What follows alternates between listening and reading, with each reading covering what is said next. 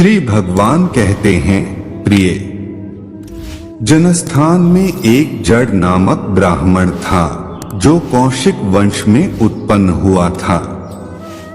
उसने अपना जातीय धर्म छोड़कर बनिए की वृत्ति में लगाया। उसे पराई स्त्रियों के साथ व्यभिचार करने का व्यसन पड़ गया था। वह सदा जुआ खेलता, शराब पीता और शिकार खेलकर जीवों की हिंसा किया करता था। इसी प्रकार उसका समय बीतता था। धन नष्ट हो जाने पर वह व्यापार के लिए बहुत दूर उत्तर दिशा में चला गया। वहां से धन कमाकर घर की ओर लौटा। बहुत दूर तक का रास्ता उसने तय कर लिया था। एक दिन सूर्यास्त हो जाने पर जब दसों दिशाओं में अंधकार फैल गया, तब एक वृक्ष के नीचे उसे लुटेरों ने धर दबाया और शीघ्र ही उसके प्राण ले लिए। उसके धर्म का लोप हो गया था, इसलिए वह बड़ा भयानक प्रेत हुआ। उसका पुत्र बड़ा ही धर्मात्मा और वेदों का विद्वान था। उसने अब तक पिता के लौट आने की राह देखी। जब वे नहीं आए, तब उनका पता लगाने के लिए वह स्वयं भी घर छोड़कर चल दिया। वह प्रतिदिन खोज करता, मगर राहगीरों से पूछने पर भी उसे उनका कुछ समाचार नहीं मिलता था। तदंतर एक दिन एक मनुष्य से उसकी भेंट हुई जो उसके पिता का सहायक था। उससे सारा हाल जानकर उसने पिता की मृत्यु पर बहुत शोक किया। वह बड़ा बुद्धिमान था। बहुत कुछ सोच विचार कर पिता का पारलौकिक कर्म करने की इच्छा से आवश्यक सामग्री साथ ले उसने काशी जाने का विचार किया। मार्ग में 7-8 मुकाम डालकर वह 9वें दिन उसी वृक्ष के नीचे आ पहुंचा जहां उसके पिता मारे गए थे। उस स्थान पर उसने संध्योपासना की और गीता के 3रे अध्याय का पाठ किया। इसी समय आकाश में बड़ी भयानक आवाज हुई। उसने पिता को भयंकर आकार में देखा। फिर तुरंत ही अपने सामने आकाश में उसे एक सुंदर विमान दिखाई दिया जो तेज से व्यास था। उसमें अनेकों क्षुद्र घंटिकाएं लगी थीं। उसके तेज से समस्त दिशाएं आलोकित हो रही थीं। यह दृश्य देखकर उसके चित्त की व्यग्रता दूर हो गई। उसने विमान पर अपने पिता को दिव्य रूप धारण किए विराजमान देखा। उनके शरीर पर पीतांबर शोभा पा रहा था और मुनिजन उनकी स्तुति कर रहे थे। उन्हें देखते ही पुत्र ने प्रणाम किया। तब पिता ने भी उसे आशीर्वाद दिया। तत्पश्चात उसने पिता से यह सारा वृत्तांत पूछा।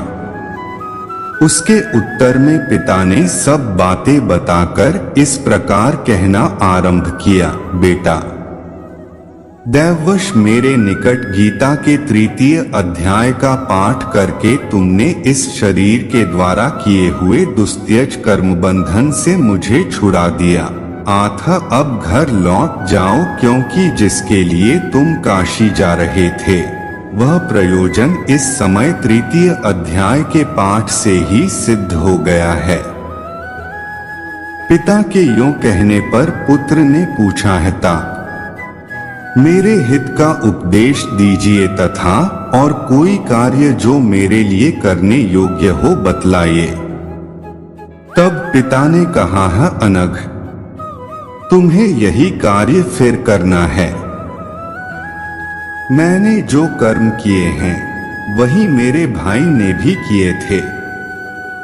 इससे वे घोर नरक में पड़े हैं। उनका भी तुम्हें उद्धार करना चाहिए तथा मेरे कुल के और भी जितने लोग नरक में पड़े हैं उन सबका भी तुम्हारे द्वारा उद्धार हो जाना चाहिए। यही मेरा मनोरथ है। बेटा, जिस साधन के द्वारा तुमने मुझे संकट से छुड़ाया है उसी का अनुष्ठान औरों के लिए भी करना उचित है। उसका अनुष्ठान करके उससे होने वाला पुण्य उन नारकी जीवों को संकल्प करक दे दो। इससे वे समस्त पूर्वज मेरी ही तरह यातना से मुक्त हो स्वल्पकाल में ही श्री विष्णु के परम पद को प्राप्त हो जाएंगे। पिता का यह संदेश सुनकर पुत्र ने कहा है, तात यदि ऐसी बात है और आपकी भी ऐसी रुचि है तो मैं समस्त नारकी जीवों का नरक से उद्धार कर दूंगा। यह सुनकर उसके पिता बोले, है बेटा, एवं स्तु तुम्हारा कल्याण हो, मेरा अत्यंत प्रिय कार्य संपन्न हो गया। इस प्रकार पुत्र को आश्वासन देकर उसके पिता भगवान विष्णु के परम धाम को चले गए। तत्पश्चात वह भी लौटकर जनस्थान में आया और परम सुंदर भगवान श्री कृष्ण के मंदिर में उनके समक्ष बैठकर पिता के आदेशानुसार गीता के 3 अध्याय का पाठ करने लगा। उसने नारकी जीवों का उद्धार करने की इच्छा से गीता पाठ जनित सारा पुण्य संकल्प करके दे दिया। इसी बीच में भगवान विष्णु के दूत यातना भोगने वाले नरक की जीवों को छुड़ाने के लिए यमराज के पास गए। यमराज ने नाना प्रकार के सत्कारों से उनका पूजन किया और कुशलता पूछी। वे बोले, धर्मराज, हम लोगों के लिए सब और आनंद ही आनंद है। इस प्रकार सत्कार करके पितृलोक के सम्राट परम बुद्धिमान यम ने विष्णुदूतों से यमलोक में आने का कारण पूछा। तब विष्णुदूतों ने कहा, है यमराज, शेषशय्या पर शयन करने वाले भगवान विष्णु हम लोगों को आपके पास कुछ संदेश देने के लिए भेजा है। भगवान हम लोगों के मुख से आपकी कुशल पूछते हैं और यह आज्ञा देते हैं कि आप नरक में पड़े हुए समस्त प्राणियों को छोड़ दें। अमित तेजस्वी भगवान विष्णु का यह आदेश सुनकर यम ने मस्तक झुकाकर उसे स्वीकार किया और मन ही मन कुछ सोचा। तत्पश्चात मदोन्मत्त नारकी जीवों को नरक से मुक्त देखकर उनके साथ ही वे भगवान विष्णु के वास स्थान को चले। यमराज श्रेष्ठ विमान के द्वारा जहाँ क्षीरसागर हैं वहां जा पहुँचे। उसके भीतर कोटि कोटि सूर्यों के समान कांतिमान नील कमल दल के समान श्याम सुंदर लोकनाथ जगत गुरु श्री हरि का उन्होंने दर्शन किया। भगवान का तेज उनकी शया बने हुए शेषनाग के फणों की मणियों के प्रकाश से दुगना हो रहा था। वे आनंदयुक्त दिखाई दे रहे थे। उनका हृदय प्रसन्नता से परिपूर्ण था। भगवती लक्ष्मी अपनी सरल चितवन से प्रेम पूर्वक उन्हें बार बार निहार रही थीं। चारों ओर योगी जन भगवान की सेवा में खड़े थे। ध्यानस्थ होने के कारण उन योगियों की आंखों के तारे निश्चल प्रतीत होते थे। देवराज इंद्र अपने विरोधियों को परास्त करने के उद्देश्य से भगवान की स्तुति कर रहे थे। ब्रह्मा जी के मुख से निकले हुए वेदांत वाक्य मूर्तिमान होकर भगवान के गुणों का गान कर रहे थे। भगवान पूर्णतः संतुष्ट होने के साथ ही समस्त योनियों की ओर से उदासीन प्रतीत होते थे। जीवों में से जिन्होंने योग साधन के द्वारा अधिक पुण्य संचय किया था, उन सबको एक ही साथ वे कृपा दृष्टि से निहार रहे थे। भगवान अपने स्वरूप भूत अखिल चराचर जगत को आनंदपूर्ण दृष्टि से आमोदित कर रहे थे। शेषनाग की प्रभा से उद्भासित और सर्वत्र व्यापक दिव्य विग्रह धारण किए नील कमल के सदृश श्याम वर्ण वाले श्रीहरि ऐसे जान पड़ते थे मानो चांदनी से घिरा हुआ आकाश सुशोभित हो रहा हो। इस प्रकार भगवान की झांकी के दर्शन करके यमराज अपनी विशाल बुद्धि के द्वारा उनकी स्तुति करने लगे। यमराज बोले, हैं संपूर्ण जगत का निर्माण करने वाले परमेश्वर, आपका अंतःकरण अत्यंत निर्मल है। आपके मुख से ही वेदों का प्रादुर्भाव हुआ है। आप ही विश्वस्वरूप और इसके विधायक ब्रह्मा हैं। आपको नमस्कार है। अपने बल और वेग के कारण जो अत्यंत दुर्धर्ष प्रतीत होते हैं, ऐसे दानवेंद्रों का अभिमान चूर्ण करने वाले भगवान विष्णु को नमस्कार है। पालन के समय सत्वमय शरीर धारण करने वाले विश्व के आधारभूत सर्वव्यापी श्रीहरि को नमस्कार है। समस्त देहधारियों की पातक राशि को दूर करने वाले परमात्मा को प्रणाम है।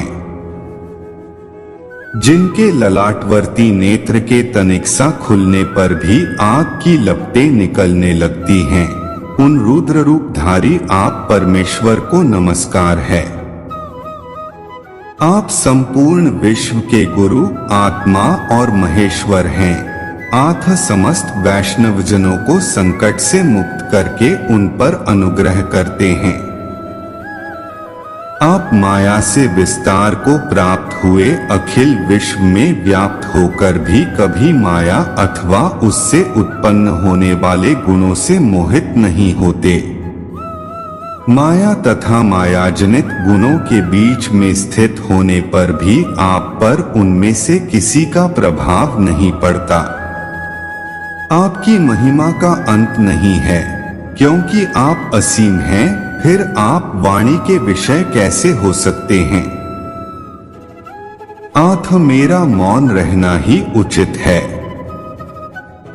इस प्रकार स्तुति करके यमराज ने हाथ जोड़कर कहा है, जगत गुरु, आपके आदेश से इन जीवों को गुणरहित होने पर भी मैंने छोड़ दिया है। अब मेरे योग्य और जो कार्य हो उसे बताइए। उनके यूं कहने पर भगवान मधुसूदन मेघ के समान गंभीर वाणी द्वारा मानो अमृत रस से सींचते हुए बोले हैं, धर्मराज, तुम सबके प्रति समान भाव रखते हुए लोगों का पाप से उद्धार कर रहे हो। तुम पर देहधारियों का भार रखकर मैं निश्चिंत हूं। आथ तुम अपना काम करो और अपने लोक को लौट जाओ। यूं कहकर भगवान अंतर्धान हो गए। यमराज भी अपनी पुरी को लौट आए। तब वह ब्राह्मण अपनी जाति के और समस्त नारकी जीवों का नरक से उद्धार करके स्वयं भी श्रेष्ठ विमान द्वारा श्री विष्णु धाम को चला गया। तीसरा अध्याय कर्मयोग। दूसरे अध्याय में भगवान श्री कृष्ण ने श्लोक 11 से श्लोक 30 तक आत्म तत्व समझाकर सांख्य योग का प्रतिपादन किया। बाद में श्लोक 31 से श्लोक 53 तक समस्त बुद्धि रूप कर्मयोग के द्वारा परमेश्वर को पाए हुए स्थितप्रज्ञ सिद्ध पुरुष के लक्षण, आचरण और महत्व का प्रतिपादन किया। इसमें कर्मयोग की महिमा बताते हुए भगवान ने 47 तथा 48वें श्लोक में कर्मयोग का स्वरूप बताकर अर्जुन को कर्म करने को कहा। 49वें श्लोक में समत्व बुद्धि रूप कर्मयोग की अपेक्षा सकाम कर्म का स्थान बहुत नीचा बताया। 50वें श्लोक में समत्व बुद्धियुक्त पुरुष की प्रशंसा करके अर्जुन को कर्मयोग में जुड़ जाने के लिए कहा और 51वें श्लोक में बताया कि समत्व बुद्धियुक्त ज्ञानी पुरुष को परम पद की प्राप्ति होती है।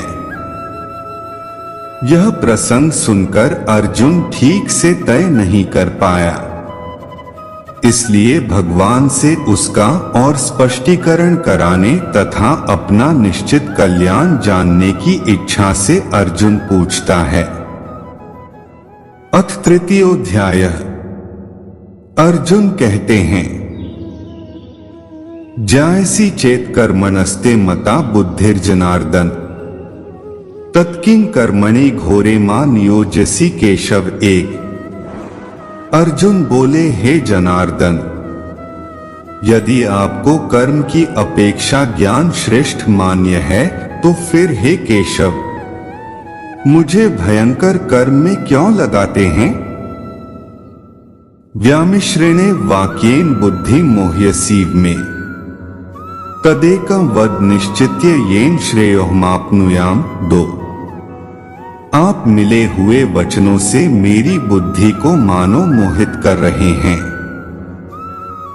इसलिए उस एक बात को निश्चित करके कहिए जिससे मैं कल्याण को प्राप्त हो जाऊं। श्री भगवानुवाच लोकेस्मिन् द्विविधा निष्ठा पुरा प्रोक्ता मया नघ ज्ञानयोगेन सांख्याना कर्मयोगेन योगिनाम। 3। श्री भगवान बोले हैं, निष्पाप, इस लोक में 2 प्रकार की निष्ठा मेरे द्वारा पहले कही गई है। उनमें से सांख्य योगियों की निष्ठा तो ज्ञान योग से और योगियों की निष्ठा कर्म योग से होती है। न कर्मणाम नारंभान्नैष कर्मे पुरुषोषुते न च संन्यसनादेव सिद्धिं समधिगच्छति। 4। मनुष्य न तो कर्मों का आरंभ किए बिना निष्कर्मता को यानी योग निष्ठा को प्राप्त होता है और न कर्मों के केवल त्याग मात्र से सिद्धि यानी सांख्य निष्ठा को ही प्राप्त होता है। न ही कश्चित् क्षणमपि जातु तिष्ठत्य कर्मकृत कार्यते ह्यवशः कर्म सर्वः प्रकृतिजैर्गुणैः। 5। निःसंदेह कोई भी मनुष्य किसी काल में क्षण मात्र भी बिना कर्म किए नहीं रहता, क्योंकि सारा मनुष्य समुदाय प्रकृति जनित गुणों द्वारा परवश हुआ कर्म करने के लिए बाध्य किया जाता है। कर्मेंद्रियाणि संयमय य आस्ते मनसा स्मरन् इंद्रियार्थान विमूढ़ात्मा मिथ्याचारः स उच्यते। 6। जो मूढ़ बुद्धि मनुष्य समस्त इंद्रियों को हठपूर्वक ऊपर से रोककर मन से उन इंद्रियों के विषयों का चिंतन करता रहता है, वह मिथ्याचारी अर्थात दंभी कहा जाता है। यस्त्विन्द्रियाणि मनसा नियम्यारभतेर्जुन कर्मेन्द्रियः कर्मयोगमसक्तः स विशिष्यते। 7। किंतु हे अर्जुन, जो पुरुष मन से इंद्रियों को वश में करके अनासक्त हुआ समस्त इंद्रियों द्वारा कर्मयोग का आचरण करता है, वही श्रेष्ठ है। नेतं कुरु कर्म त्वं कर्म ज्यायो ह्यकर्मणः शरीर यात्रापि च तेन प्रसिद्धेत कर्मणः। 8। तू शास्त्र विहित कर्तव्य कर्म कर, क्योंकि कर्म न करने की अपेक्षा कर्म करना श्रेष्ठ है तथा कर्म न करने से तेरा शरीर निर्वाह भी सिद्ध नहीं होगा।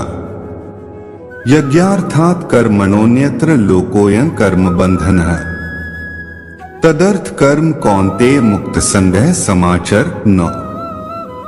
यज्ञ के निमित्त किए जाने कर्मों के अतिरिक्त दूसरे कर्मों में लगा हुआ ही यह मनुष्य समुदाय कर्मों से बंधता है। इसलिए हे अर्जुन, तू आसक्ति से रहित होकर उस यज्ञ के निमित्त ही भली भांति कर्तव्य कर्म कर। सहयज्ञाः प्रजाः सृष्ट्वा पुरोवाच प्रजापतिः अनेन प्रस्विष्य ध्वमेश वोस्तिवष्ट कामधुक। 10। प्रजापति ब्रह्मा ने कल्प के आदि में यज्ञ सहित प्रजाओं को रचकर उनसे कहा कि तुम लोग इस यज्ञ के द्वारा वृद्धि को प्राप्त हो और यह यज्ञ तुम लोगों को इच्छित भोग प्रदान करने वाला हो। देवान् भाव्यतानेन्ते देवा भाव्यन्तु वः परस्परं भाव्यन्तः श्रेयः परं वाप्स्यथ। 11। तुम लोग इस यज्ञ के द्वारा देवताओं को उन्नत करो और वे देवता तुम लोगों को उन्नत करें। इस प्रकार निःस्वार्थ भाव से एक दूसरे को उन्नत करते हुए तुम लोग परम कल्याण को प्राप्त हो जाओगे। इष्टान भोगान ही वो देवा दास्यन्ते यज्ञ भाविता है।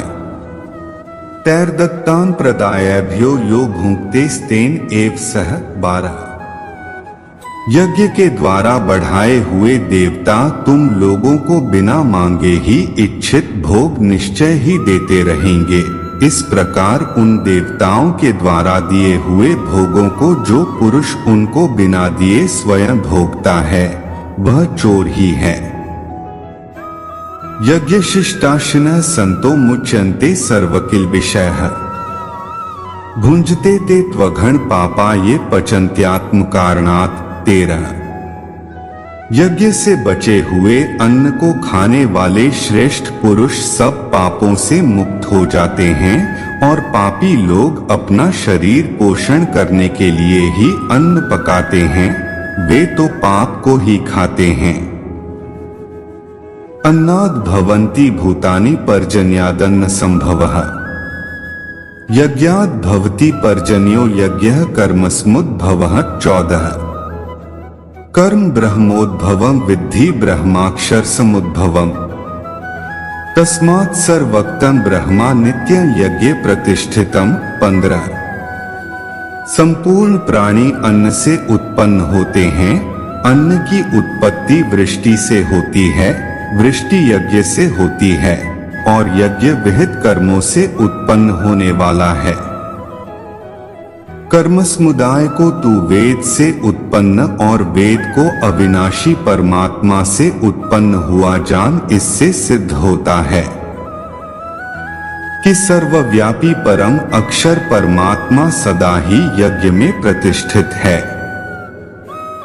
एवं प्रवर्तितम चक्रं नानुवर्तयति ह्यः अघायुन्द्रियारामो मोघः पार्थ सजीवति 16। हे पार्थ, जो पुरुष इस लोक में इस प्रकार परंपरा से प्रचलित सृष्टि चक्र के अनुकूल नहीं बरतता अर्थात अपने कर्तव्य का पालन नहीं करता, वह इंद्रियों के द्वारा भोगों में रमण करने वाला पापायु पुरुष व्यर्थ ही जीता है।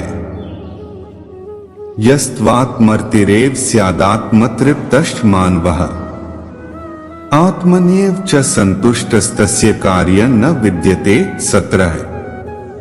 परंतु जो मनुष्य आत्मा में ही रमण करने वाला और आत्मा में ही तृप्त तथा आत्मा में ही संतुष्ट है, उसके लिए कोई कर्तव्य नहीं है। नैव तस्य कृतेनार्थो न कृतेने कश्चन न चास्य सर्वभूतेषु कश्चिदर्थव्यपाश्रयः 18। उस महापुरुष का इस विश्व में न तो कर्म करने से कोई प्रयोजन रहता है और न कर्मों के न करने से ही कोई प्रयोजन रहता है तथा संपूर्ण प्राणियों में भी इसका किंचन मात्र भी स्वार्थ का संबंध नहीं रहता।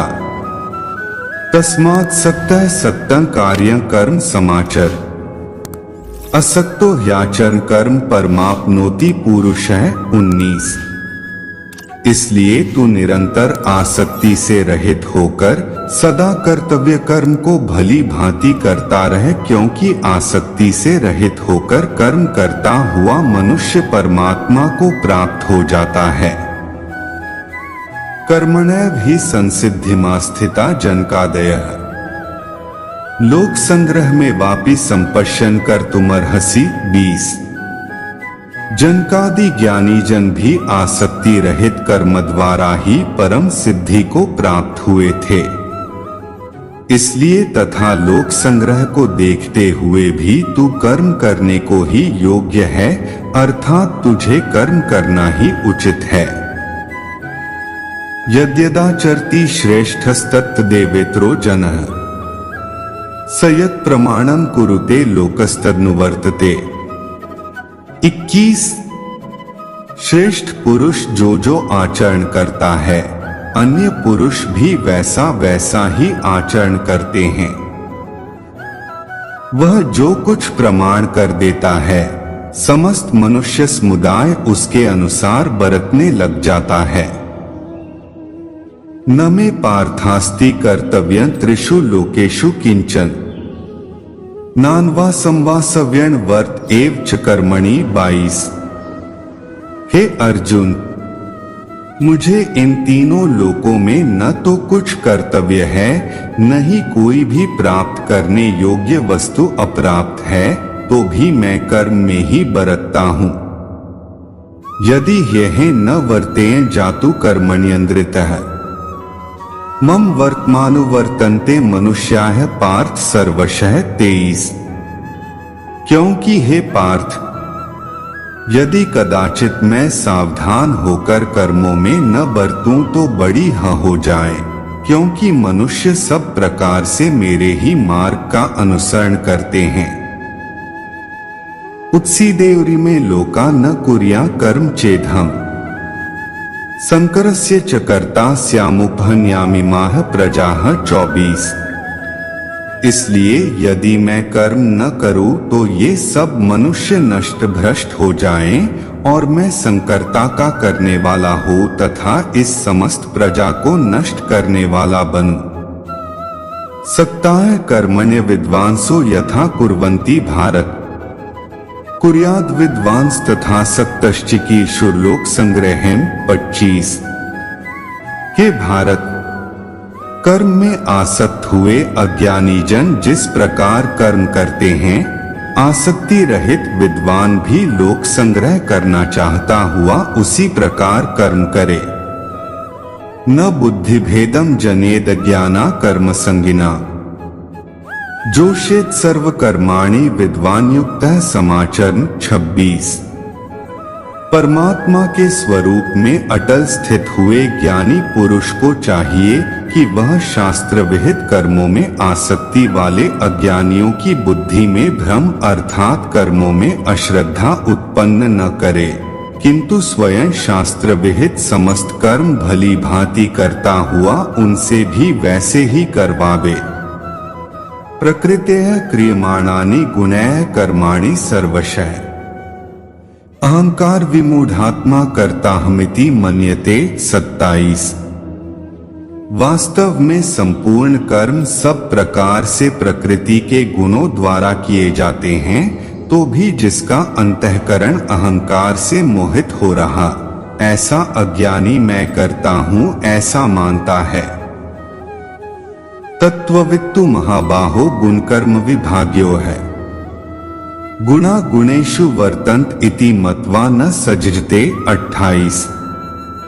परंतु हे महाबाहो, गुण विभाग और कर्म विभाग के तत्व को जानने वाला ज्ञान योगी संपूर्ण गुण ही गुणों में बरत रहे हैं, ऐसा समझकर उनमें आसक्त नहीं होता। प्रकृतेर गुण सम्मूढ़ाय सज्जन्ते गुण कर्मसु ताकृत्स्न विदो मंदान कृष्ण बिन विचालेत 29। प्रकृति के गुणों से अत्यंत मोहित हुए मनुष्य गुणों में और कर्मों में आसक्त रहते हैं। उन पूर्णतया न समझने वाले मंदबुद्धि अज्ञानियों को पूर्णतया जानने वाला ज्ञानी विचलित न करे। मयि सर्वाणि कर्माणि सन्न्यस्याध्यात्मचेतसा निराशीर्निर्ममो भूत्वा युध्यस्व विगतज्वरः 30।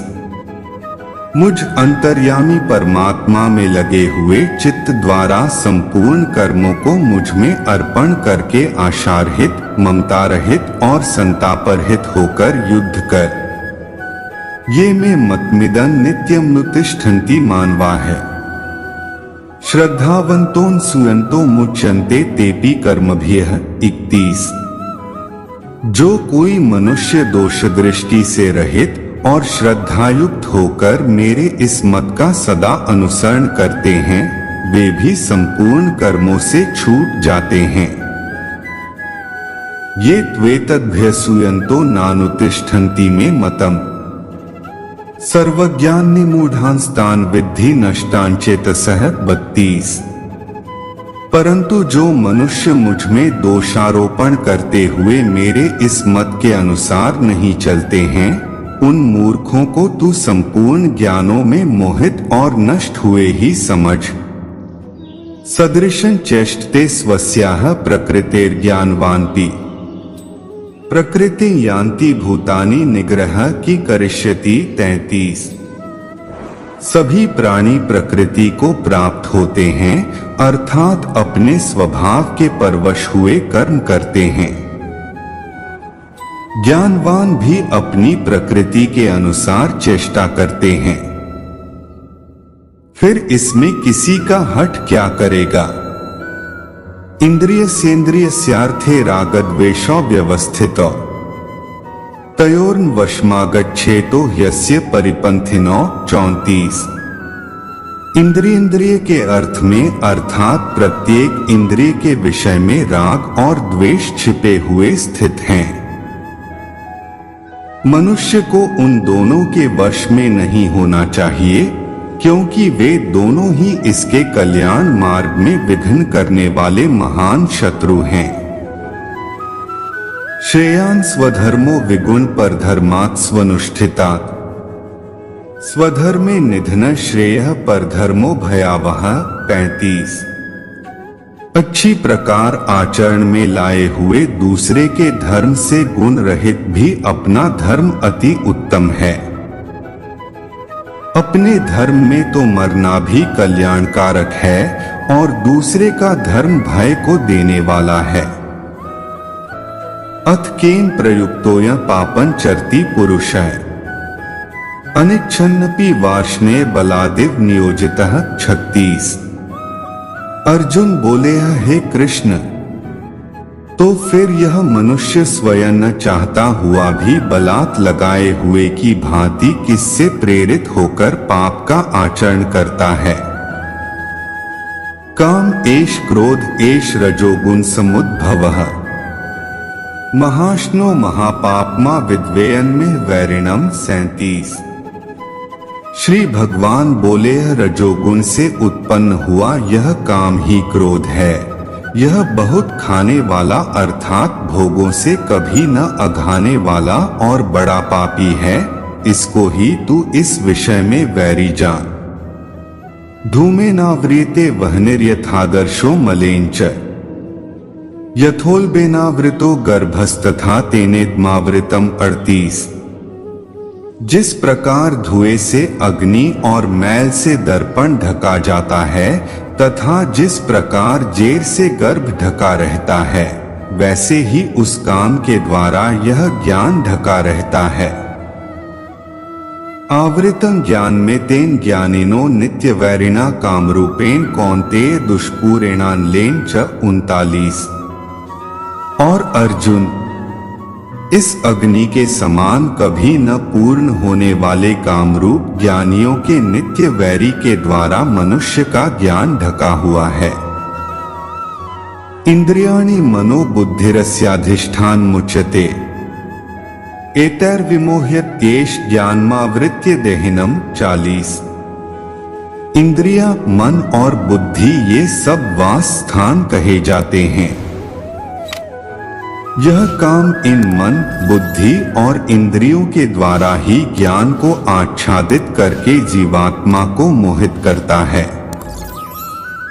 तस्मात् त्वमिन्द्रियाणि यादो नियमय भर्तर्षभ पापमान प्रजिह्येनम ज्ञान विज्ञान नाशन 41। इसलिए हे अर्जुन, तू पहले इंद्रियों को वश में करके इस ज्ञान और विज्ञान का नाश करने वाले महान पापी काम को अवश्य ही बलपूर्वक मार डाल। इंद्रियाणि पराण्याहुरिन्द्रियेभ्यः परं मनः मनसस्तु परा बुद्धिर्यो बुद्धेः परस्तु सह 42। इंद्रियों को स्थूल शरीर से पर यानी श्रेष्ठ, बलवान और सूक्ष्म कहते हैं। इन इंद्रियों से पर मन है, मन से भी पर बुद्धि है, और जो बुद्धि से भी अत्यंत पर है वह आत्मा है। एवं बुद्धेः परं बुद्ध्वा संस्तभ्यात्मानमात्मना जहि शत्रु महाबाहो कामरूपन दुरासदम 43। इस प्रकार बुद्धि से पर अर्थात सूक्ष्म, बलवान और अत्यंत श्रेष्ठ आत्मा को जानकर और बुद्धि के द्वारा मन को वश में करके हे महाबाहो, तू इस कामरूप दुर्जय शत्रु को मार डाल। तत्सदिति श्रीमद् भगवद गीता सूपनिषत्सु ब्रह्म विद्याया योग शास्त्रे श्री कृष्णार्जुन संवादे कर्मयोगो नाम तृतीयोध्यायः 44। इस प्रकार उपनिषद, ब्रह्म विद्या तथा योग शास्त्र रूप श्रीमद् भगवद गीता के श्री कृष्ण अर्जुन संवाद में कर्मयोग नामक तृतीय